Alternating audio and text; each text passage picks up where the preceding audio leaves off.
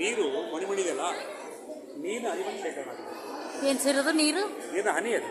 ನೀರಿನ ಎಡೆ ಹಿಂಡಿದಾಗ ಓ ನೀರು ಒಂದು ಶೇಖರಣೆ ಆಗುತ್ತೆ.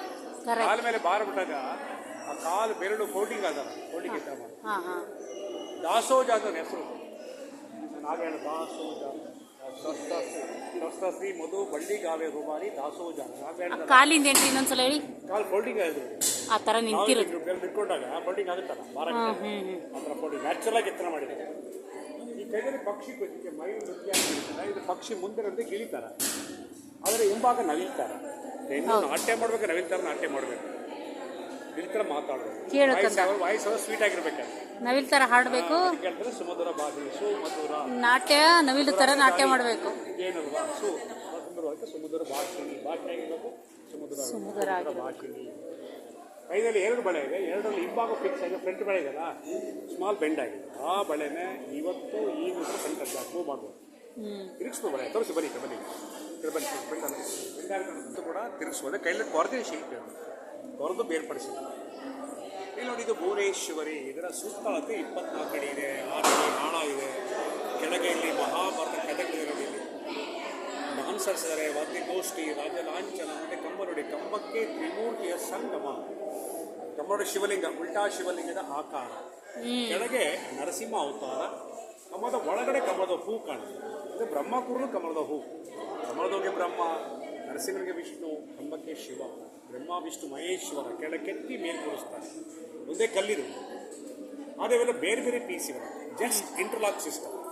ಅಂದರೆ ಮರಕ್ಕೆ ಜೋಡಣೆ ಮಾಡ್ತೀವಿ ನಾವು, ಕಲ್ಲಿ ಜೋಡಣೆ ಮಾಡ್ತೀವಿ. ಈ ಕಂಬಕ್ಕೆ ಕೀ ಸ್ಟೋನ್ ಕಂಬ ಅಂತ. ಯಾವುದೇ ಡೋರ್ ಓಪನ್ ಕೀ ಉಪಯೋಗಿಸ್ತೀವಿ, ಕೀ ಹಾಕಿ ತಿರುಗಿಸೋ ಡೋರ್ ಓಪನ್ ಆಗುತ್ತಲ್ಲ, ಅದರ ಕಂಬ ತಿರುಗಿಸಿ ಡೋರ್ ಕೀ ಸ್ಟೋನ್ ಕಂಬ ಅಂತ. ಲಾಂಗ್ ನೆಕ್ ನೋಡಿ, ಹಾರ ಅಂತ ಹೇಳ್ತೀವಿ. ಮತ್ತೆ ಸಂಧಿ ಗ್ಯಾಪ್ ಕೂಡ ಇದೆ. ಕಿವಿಗೆ ಮಾಟಿ ಆಗಂತಲ್ಲ, ಮಾಟಿ ಡಿಸೈನ್ಸ್ ಕೂಡ ಇದೆ. ಸೇಮ್ ಡಿಸೈನ್ ಕಿವಿ ಕೊಳ್ಳಾಗ ಇದೆ. ನಾನು ಆಗಲೇ ಹೇಳಿದಾಗ ಅಲ್ಲಿ ಕತೆ ಹೇಳಿದ್ನಲ್ಲ, ಶ್ರೀಕೃಷ್ಣ ಪರದ ಪೂರ್ಣ ಕತೆ ಇದೆ. ಒಳಗಡೆನೂ ಮಾಡಿ ಒಳಗಡೆ ಮಾಡಿದ್ನಲ್ಲ, ದಪ್ಪ ನೋಡಿ ಅರ್ಧ ಅಡಿ ಅಷ್ಟೇ.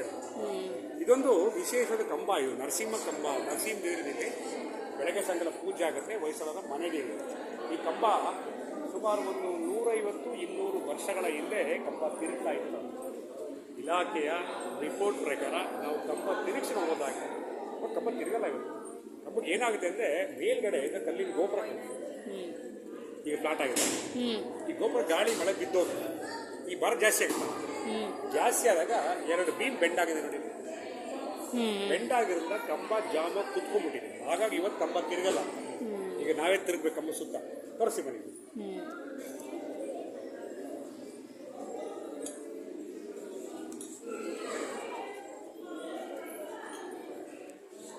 ತಿರುಗೋದಕ್ಕೆ ಬಾಲ್ ಬೇರಿಂಗ್ ಕಾಣುತ್ತೆ ನೋಡಿ. ಗ್ಯಾಪ್ ಇದೆ ಇಲ್ಲಿವರೆಗೂ. ಇವತ್ತು ಬಾಲ್ ಬೇರಿಂಗು ಮತ್ತು ಸ್ಟೋನ್ ಬೇರಿಂಗು.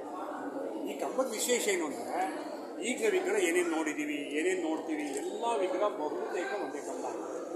ದೇವಸ್ಥಾನ ಒಂದು ರೌಂಡ್ ಬರೋದು ಒಂದೇ, ಕಂಬ ರೌಂಡ್ ಹಾಕೋದು ಒಂದೇ. ಈಗ ನೋಡಿ, ಶಿಲಾ ಬಾಲಕಿಯರು, ಅಪ್ಸರಿಯರು, ವಿಷ್ಣುವತರ, ಶಿವನವತರ, ರಾಮವತರ, ಇದರ ಗ್ಯಾಪ್ ನೋಡಿ. ಗ್ಯಾಪ್ ಇದೆ. ಸಂಪೂರ್ಣ ಕೆತ್ತನೆ ಮಾಡ್ತಾನೆ ಶಿಲ್ಪಿ. ಆದರೆ ಒಂದು ಜಾಗನ ಖಾಲಿ ಬಿಟ್ಟೆ. ಒಂದು ಕಲ್ಪನೆ ಇದೆಲ್ಲ ಮಾಡಿದ್ದೀವಿ, ಅಕಸ್ಮಾತ್ ನನಗೆ ಗೊತ್ತೇ ಬಿಟ್ಬಿಟ್ಟಿದ್ರೆ ಏನಾರ ಮಾಡೋಕ್ಕೆ ಮಾಡ್ತೀವಿ. ಚಾಲೆಂಜ್ ಓಪನ್ ಚಾಲೆಂಜ್, ಯಾರು ಬೇಕಾದ್ರೆ ಮಾಡೋಕ್ಕೆ ಮಾಡೋದು. ಒಂದು ಖಾಲಿ ಬಿಟ್ಟಿಲ್ಲ ನಂತರ ಯಾರು ಬೇಕಾದ್ರೆ ಕಾಲು ಚೈನ್, ಕಾಲು ಗೆಜ್ಜೆ, ಚೈನ್ ಮಾದರಿ, ಗೆಜ್ಜೆ ಮಾದರಿ, ಹೂ ಮಾದರಿ, ಡೈಮಂಡ್ ಚೈನ್, ವಜ್ರಾಕೃತಿ ಕಂಬ. ಸ್ಯಾರಿಗೆಲ್ಲ ದೊಡ್ಡ ಬಾರ್ಡರ್, ಸ್ಯಾರಿ ಬಾರ್ಡರ್ ದೊಡ್ಡ ಬಾರ್ಡರ್ ಸ್ಯಾರಿ ಉಂಟು. ಸ್ಯಾರಿ ಬಾರ್ಡರ್ ಇದೆ.